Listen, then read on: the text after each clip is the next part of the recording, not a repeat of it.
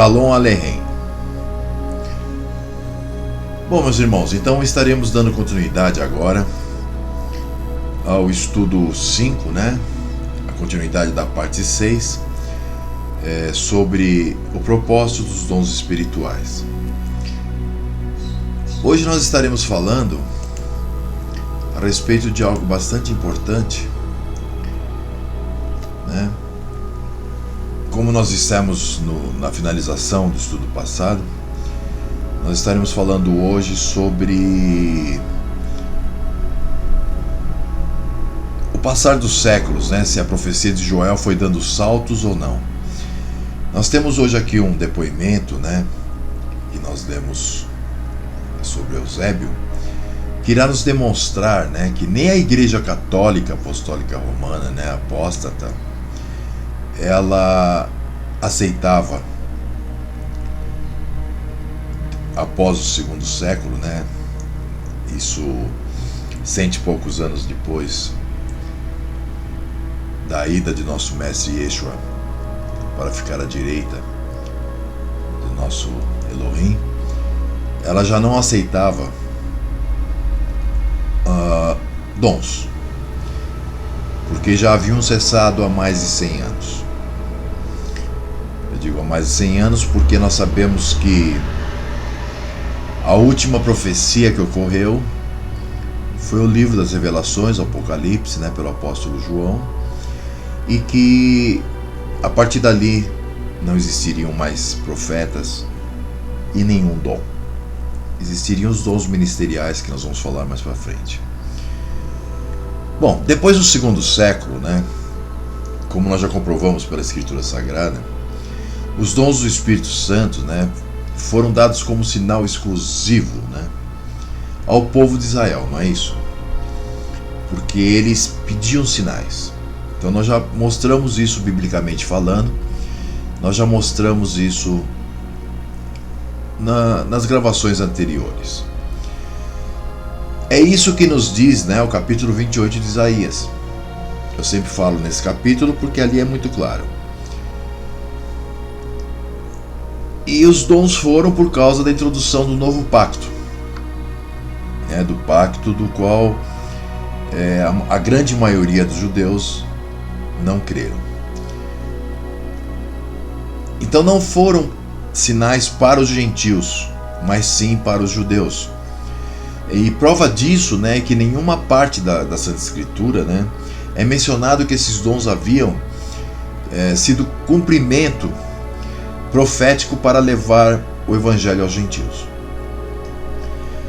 Muito menos existem, né, profecias que anunciam aparecimentos esporádicos, né, nos quais a profecia de Joel ela iria estar, vamos dizer, se cumprindo, né, repetidas vezes em lugares isolados, né, e dando saltos, né, como nós falamos na finalização do estudo 6, a parte 6 do estudo 5.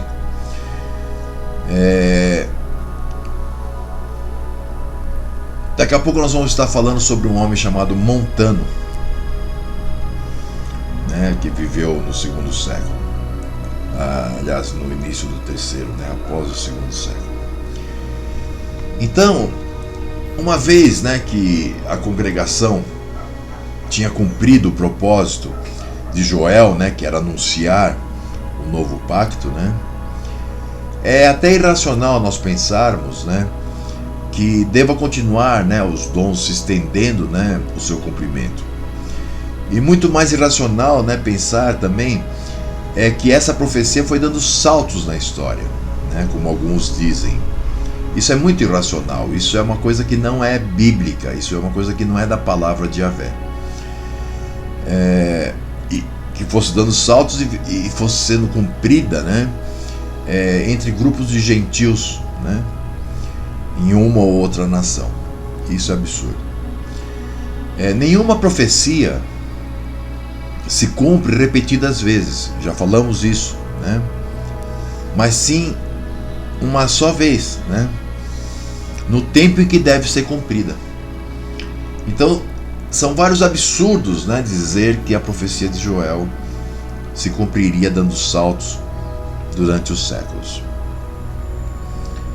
Então nós temos que ver que, em consequência disso, né, nenhum desses pseudos profetas modernos, né, tipo Charles Taze Russell, Ellen White e tantos outros, né,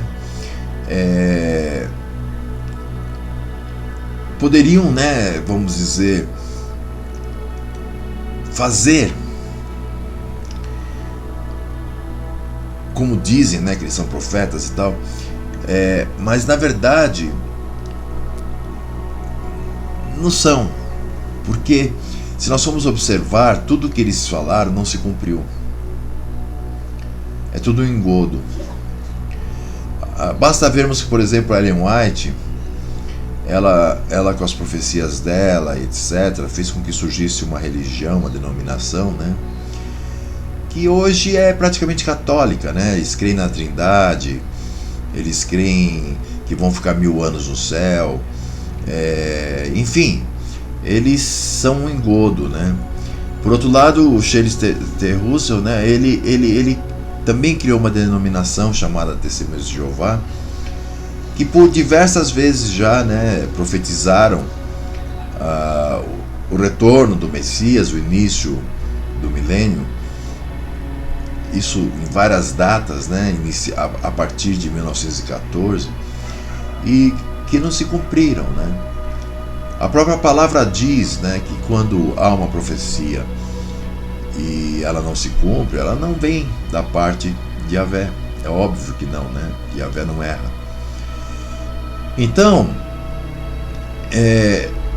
hoje nós vemos, por exemplo, na cristandade, né, aqueles que praticam as profetadas, né? Tá cheio de profeta aí, né? Dizendo, porque eu profetizo, né? É um absurdo, é uma ignorância, né? Mas tá cheio deles, né? Então nós sabemos que toda essa gente não é digna de crédito. Isso é tudo engodo, ou do inimigo ou da própria pessoa, né? Mentirosa, ou tem algum problema mental, né? Alguma dessas profecias dessas pessoas, inclusive, né, na realidade, não são delas. São somente vagas repetições, né, das profecias dos genuínos profetas, inspirados por Elohim, né, no Antigo Pacto. Então elas ficam falando de coisas que já foram ditas, com uma roupagem nova, com uma colocação nova, um local novo, enfim. Mas absurdo também, né? Porque não tem nexo, né? Então as profecias profetizadas, né, ou mal interpretadas, né, por eles, vão de encontro às palavras de Pedro, né, que nós vamos ler agora, em 2 de Pedro 1, 20, 21. A segunda carta de Pedro, no capítulo 1, versículos 20 e 21, que nos dizem o seguinte: 2 de Pedro 1, 20 e 21.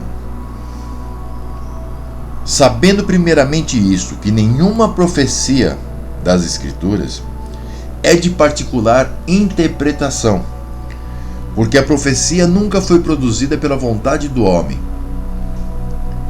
mas os homens santos de Elohim falaram inspirados pelo Espírito Santo. Percebe? Então, ficar repetindo profecias, ficar inovando as profecias, né? Isso não pode, porque isso é contrário à própria palavra de Elohim.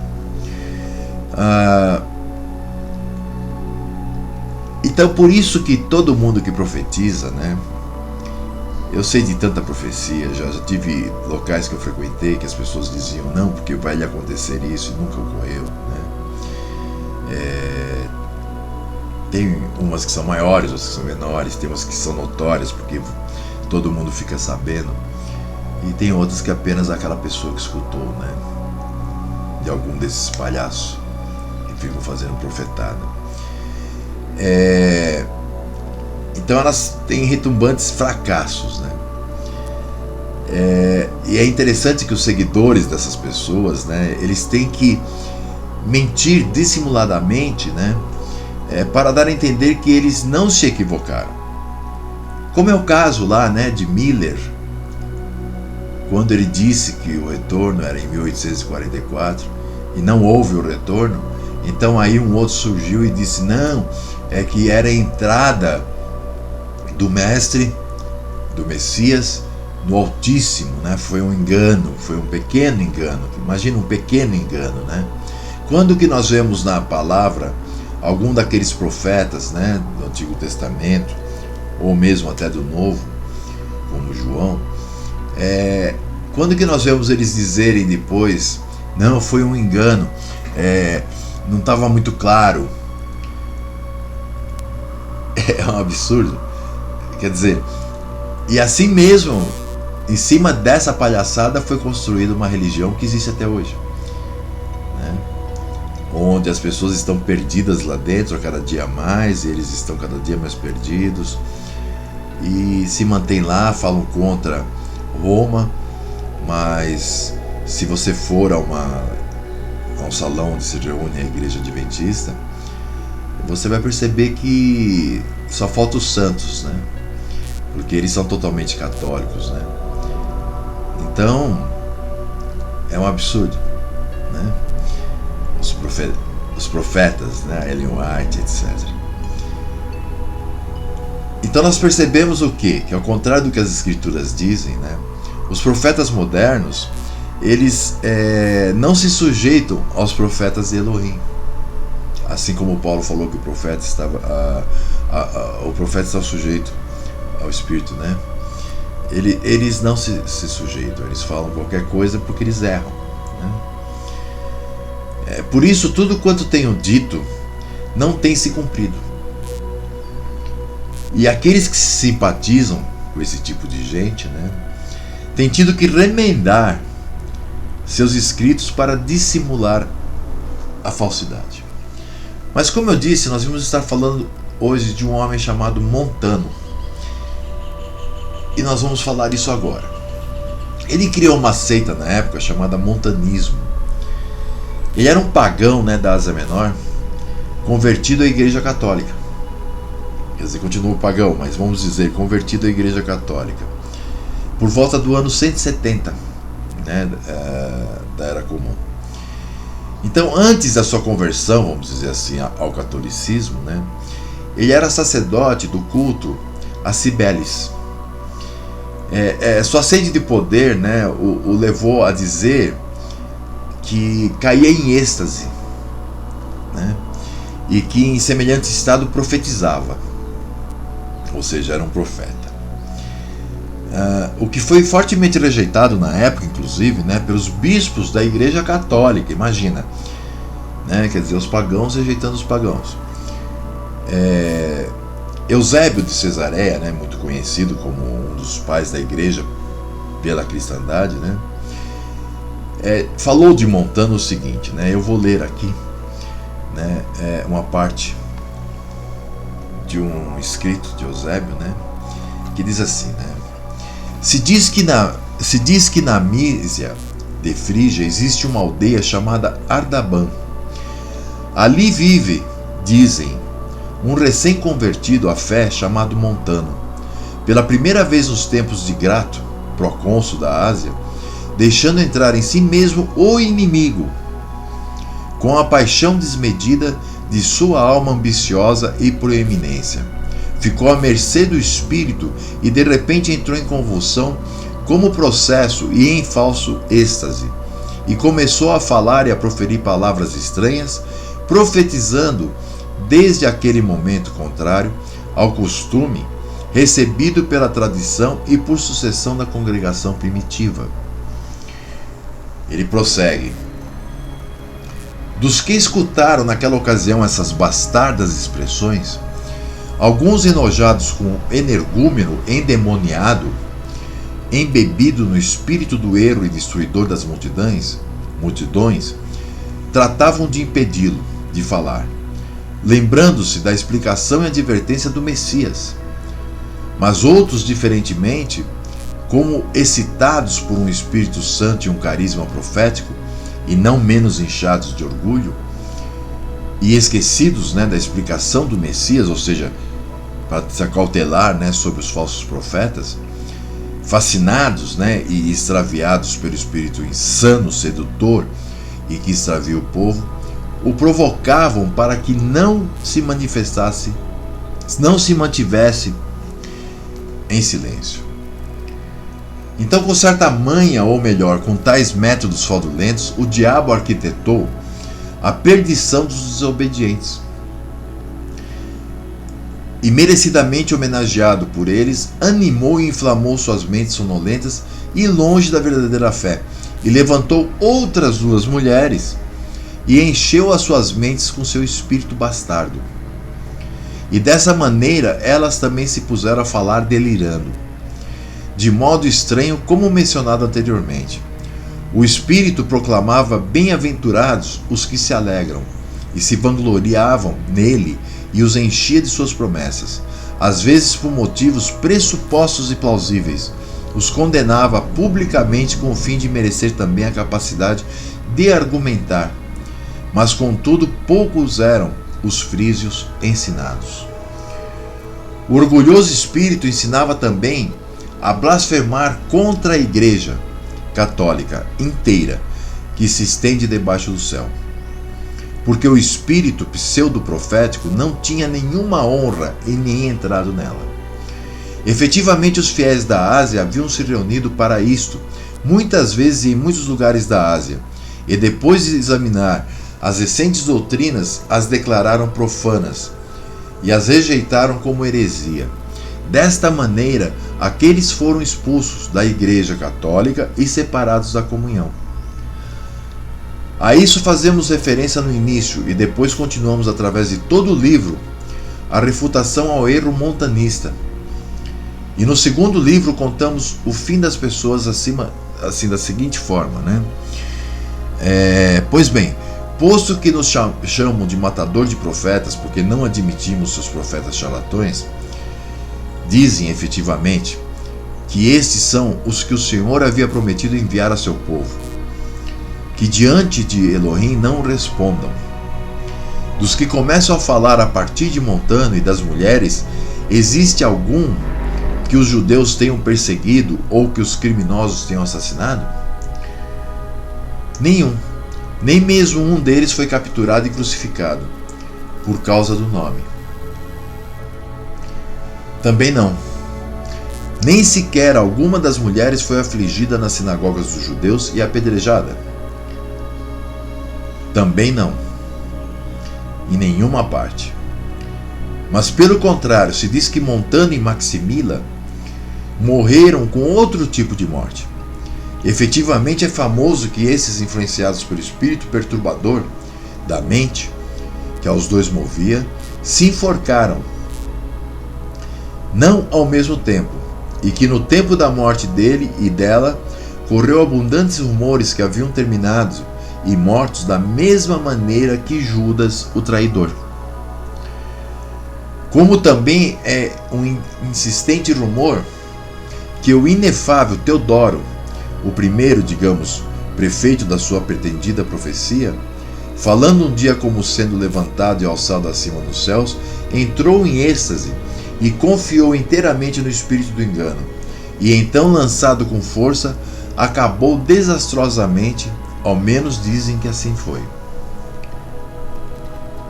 Sem engano, querido, não o havendo visto, nós pensamos que nada sabemos dele, porque quem sabe tenha ocorrido assim, mas também quem sabe não tenha morrido assim, nem Montano nem Teodoro, e nem a citada mulher. É dito novamente no mesmo livro que os sagrados bispos daquele tempo tentaram refutar o espírito que havia em Maximila, mas que outros os impediram, colaboradores, evidentemente, daquele espírito.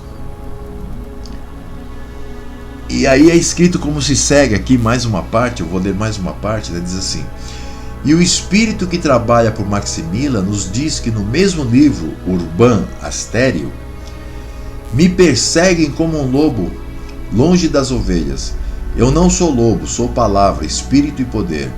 Antes de mostrar claramente o poder que há no espírito, que o prove e que por meio do espírito obrigue a confessar aos que naquela ocasião estavam presentes, para examinar, para dialogar com o espírito que falava. Varões provados e bispos.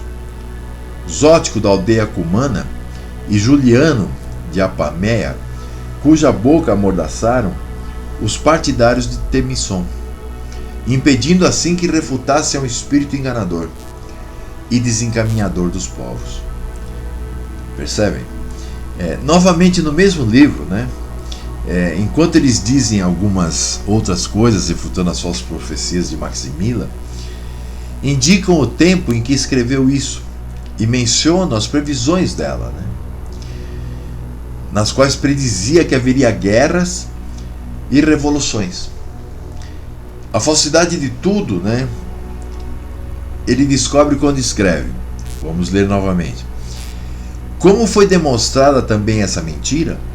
Porque já passaram mais de 13 anos, hoje, desde que morreu aquela mulher, e no mundo não há tido guerra, nem local e nem mundial, mas sim, inclusive, para os cristãos da cristandade, né, no caso, a paz tem sido mais permanente, por misericórdia divina. Isso que nós lemos está no livro História Eclesiástica, né, volume 16, capítulos de 7 a 9, Biblioteca de Autores Cristãos, Madrid. Então nós temos que pensar o seguinte: mesmo que o relato, né, de Eusébio continue a narração aqui, né, transcrita de uma ideia acerca de Montano e de uma das mulheres, né, que eu acompanhava, que era seguidora dele, né, por curiosa, né, semelhança, Montano é semelhante a Simão o Mago, né? Quer ver? Vamos ler Atos 8:18. Livro de Atos, no capítulo 8, versículo 18, que nos diz assim: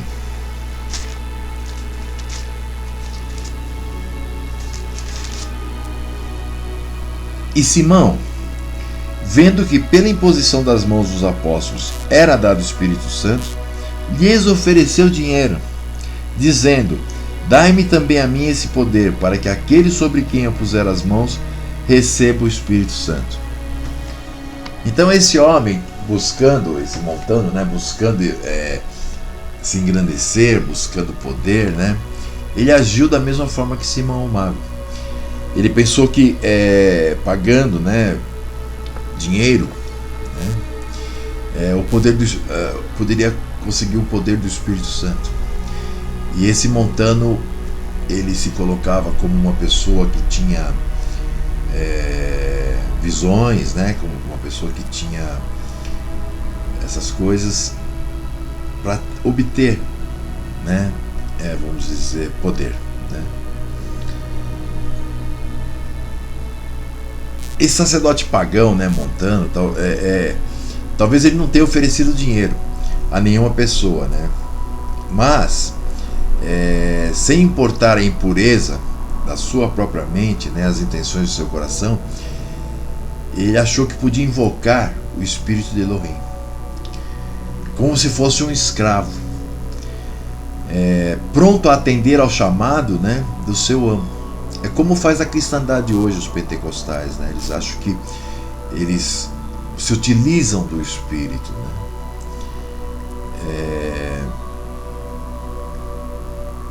Pois enquanto, né, eles se dedicam a fazer espetáculos públicos, né, dizendo que é o Espírito que está atuando sobre eles, milagrosos, né, etc.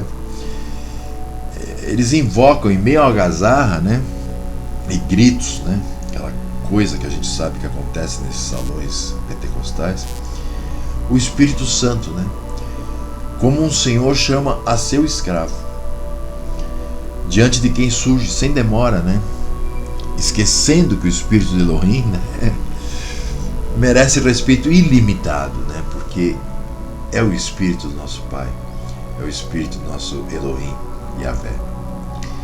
Então essa referência de Eusébio, né, com respeito à igreja, ela é relacionada à igreja católica, é claro, e não às igrejas ou as congregações, né, de Yahvé, sobre as quais ele menciona em outras partes, né, da sua história eclesiástica. Então isso nos leva a entender que aquele pagão convertido, né, ao catolicismo, né, ao cristianismo, se rebelou contra a fé, né, dos bispos católicos e, com a pretensão de ter obtido o dom de profecia, recriminava a igreja, o que foi totalmente rejeitado, né? Então, resumindo, né, havendo morrido o último dos santos apóstolos, no final do primeiro século, que é o apóstolo João, né, 70 anos depois disso, um pagão pretensioso, né, apareceu proclamando possuir o dom de profecia. Ninguém lhe transmitiu esse falso dom, mas o mesmo espírito, né, que possuía quando era sacerdote de Cibeles o continuou manipulando, fazendo-lhe crer que era o genuíno espírito de Elohim, certo? Com a morte de Montano, né, e da mulher, né, a quem transmitiu esse espírito, né, terminou aquela fanfarrice, ou seja, mais ninguém passou a profetizar dali para frente. Mesmo, né, que o tempo em que escreveram aqueles bispos, né, fosse recente, apenas uns 70 anos depois da morte do último dos apóstolos, né, do Messias, eles rejeitaram aquelas pretensões, né, de Montano e dos seguidores deles, identificando-as, né, como heresia, porque tinham o conhecimento que para aquele tempo o poder do alto, né, o poder do Espírito, já havia desaparecido. Mesmo aqueles bispos apóstatas, os católicos, né, que formaram a Igreja Apostólica Romana, eles tinham esse conhecimento, eles sabiam disso naquela época. Por isso rejeitaram aquilo, né? Tanto que eles não disseram que estava vigente os dons, eles foram lá ver o que estava acontecendo e colocaram como heresia, né? Então isso é interessante porque demonstra que a recordação, né, daquelas gloriosas manifestações, né, estava presente em suas mentes. Mas nenhum deles declara a sua vigência. Muito pelo contrário, chamam de heresia o que estava acontecendo com Montano e seus seguidores, né? E também muito menos declaram que algum desses bispos católicos e tal, tenham tido algum desses dons. Claro que eles não declararam isso, porque eles tinham conhecimento que já haviam cessado, né? Então, agora, alguns escritores modernos, né, eles mencionam e afirmam, né, que fora os montanistas, os gnósticos, né, também declaravam possuir esse mesmo espírito. E nós sabemos que os apóstolos Paulo, João, Pedro, enfim, eles lutaram muito contra os gnósticos, né? Porque eles tinham aquela heresia muito grande de dizer que o mestre Yeshua não havia sido um homem, né? Então, disso tudo, né, já que eles falam tudo isso, surge uma pergunta, né? Como pode ser possível, né, que em duas correntes contrárias, né, entre si, né, heréticas e apóstatas, né, que seriam os gnósticos e o catolicismo, né, alguém ali poderia imaginar possuir o espírito de Yahvé, né? E como pode ser possível, né, que aquilo que havia se cumprido em Atos 2, né, poderia ser revivida por pagãos? Porque tanto os católicos eram pagãos quanto os gnósticos, né? Eles eram heréticos, eles ensinavam heresias. Então, os únicos que creram que os dons anunciados por Joel estavam de novo se cumprindo em Montano e nas mulheres eram aqueles que seguiam a eles, outros pagãos que criam nessas coisas, mas mais ninguém. Então, meus irmãos, nós vamos parar por aqui, né, século. E estaremos prosseguindo, né, na próxima oportunidade, com a parte 8, né, do estudo 5, onde iremos estar relatando casos assim, né, para comprovar que esses dons a partir do final do primeiro século nunca ocorreram até 1901. Que Yahvé os abençoe e guarde. Shalom Aleichem.